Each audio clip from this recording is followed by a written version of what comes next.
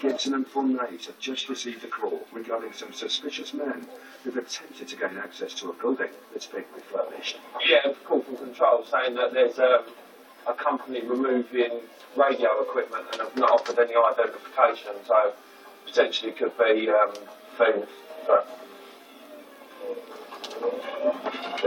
Thieves often use bogus IDs to try and steal equipment from office buildings, but PC Fournaise is concerned this job might be something more sinister.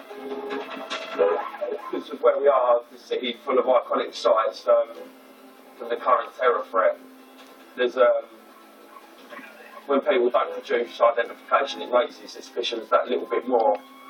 So we treat a lot of those calls quite importantly. In January 2010, the terror threat in London was raised from substantial to severe, meaning the authorities believe a terrorist attack is highly likely. And it's city cops who are on the front line, ready to deal with whatever comes their way. Pricks. Full police then, yeah? Have you got security here 24/7? Alright.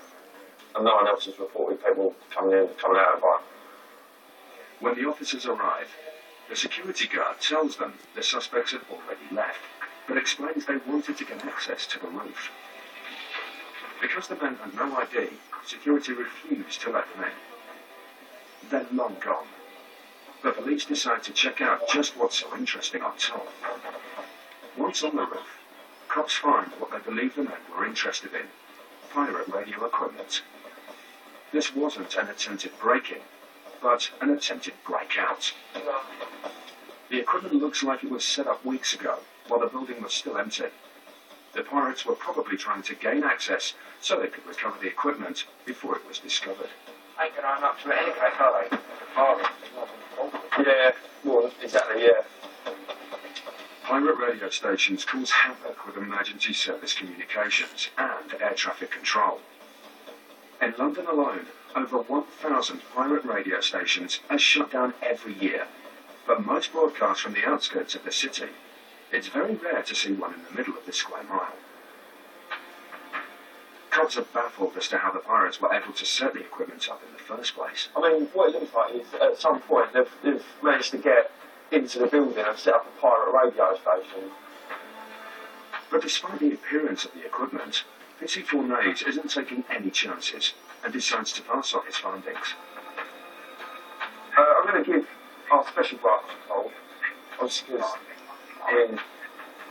it looks like a pirate radio station, but it could be anything. And like I was explaining earlier with the terrorism threat in the city, so it's best just running it by someone who knows a bit more than I do.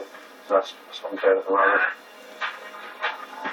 Despite his concerns, the officers are satisfied there's no immediate terror threat. And even if the equipment is being used for pirate radio purposes, the cops don't have the necessary tools to remove them right now. You've got an intel number, so you've got something. Yeah.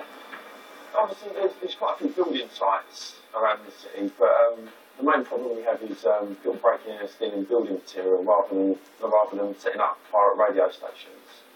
So yeah, it's the first one. Well, the fuck do know?